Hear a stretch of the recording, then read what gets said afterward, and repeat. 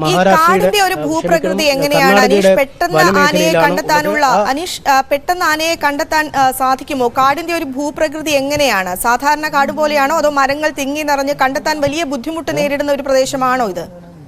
ഇവിടെ കിടന്ന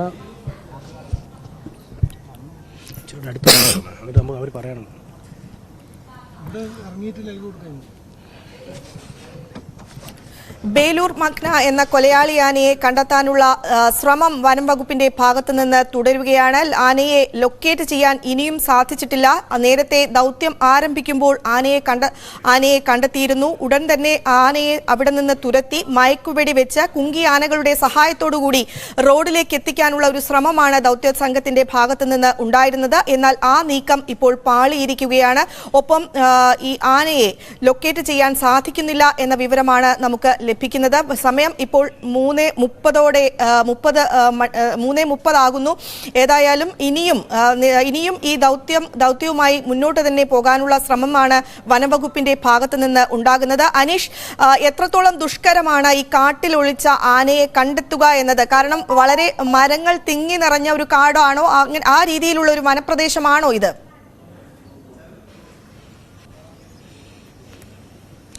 തീർച്ചയായും കാട്ടിനുള്ളിലേക്ക് പോയി കഴിഞ്ഞാൽ ആനയെ പുറത്തെത്തിക്കുക എന്നത് അങ്ങേയറ്റം ദുഷ്കരമായ, ഏതാണ്ട് അസാധ്യമായ ഒരു മിഷനായ ഒരു നമുക്ക് മുന്നിൽ കാണുന്നത്. കാരണം കാട്ടിനുള്ളിൽ ആന വേഗത്തിൽ കുതിച്ചു പാഞ്ഞു ഓടുന്ന ഒരു രീതിയാണ് ഉണ്ടാവുക. ഒപ്പം വലിയ മരങ്ങൾ, നമ്മൾ ഈ കാണുന്ന തേക്കിനപ്പുറം വലിയ മരങ്ങൾ അകത്തുണ്ടാവും. ആ മരങ്ങൾക്കിടയിലേക്ക് മറഞ്ഞാൽ കൃത്യമായി പോയിന്റ് ചെയ്ത് ഈ വെടിവെക്കാനുള്ള ഒരു ബുദ്ധിമുട്ടുണ്ടാവും. അതുകൊണ്ട് തന്നെ കാട്ടിനുള്ളിലേക്ക് കൂടുതൽ പോകും തോറും മിഷൻ ദുഷ്കരമായി മാറും. ഒപ്പം ഉൾക്കാട്ടിലേക്ക് പോയാൽ പിന്നീട് എന്തിന് ആനയെ വെടിവെച്ച് പിടിക്കണം എന്ന ഒരു ചോദ്യവും ബാക്കിയാവുന്നു. അത്തരത്തിൽ ചില മാർഗനിർദ്ദേശങ്ങൾ കേന്ദ്ര വനം വന്യജീവി വകുപ്പിൻ്റെതായി ഉണ്ട് എന്നും മനസ്സിലാക്കുന്നു. കാരണം കാട്ടിലാണെങ്കിൽ ആനയെ വെടിവെക്കേണ്ടതില്ല.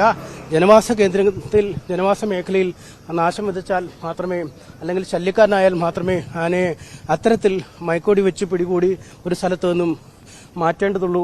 അതുകൊണ്ട് അത്തരം കാര്യങ്ങളിലേക്ക് കടക്കുമോ എന്നും അറിയേണ്ടതുണ്ട്. ഇന്നിനി ഈ ദൗത്യം നടക്കുമോ എന്ന് സംബന്ധിച്ച ഒരു കൃത്യമായ ചിത്രം നമുക്ക് ലഭ്യമാവുന്നില്ല. അനീഷ്, അതുപോലെ തന്നെ ഈ തണ്ണീർക്കൊമ്പൻ ദൗത്യം നമ്മുടെ മുമ്പിലുണ്ട്. അതുകൊണ്ട് തന്നെ വേറെ എന്തെങ്കിലും മുൻകരുതലുകൾ, നമുക്കറിയാം തണ്ണീർക്കൊമ്പൻ ദൗത്യം നമ്മുടെ മുമ്പിലുണ്ടായിരുന്നു, അതുകൊണ്ട് വേറെ എന്തെങ്കിലും മുൻകരുതലുകൾ വനംവകുപ്പ് സ്വീകരിച്ചിട്ടുണ്ടോ? കാരണം നമുക്കറിയാം ഒരു ദൗത്യത്തിന് പുറപ്പെടുമ്പോൾ അത് പരാജയപ്പെടാനുള്ള ഒരു സാധ്യതയുണ്ട്. അതുകൊണ്ട് മുൻകരുതലുകൾ സാധാരണഗതിയിൽ വനംവകുപ്പ് സ്വീകരിക്കാറുണ്ട്. ആ ഒരു രീതിയിലുള്ള മുൻകരുതലുകൾ വനംവകുപ്പിന്റെ ഭാഗത്ത് നിന്ന് ഉണ്ടായിട്ടുണ്ടോ?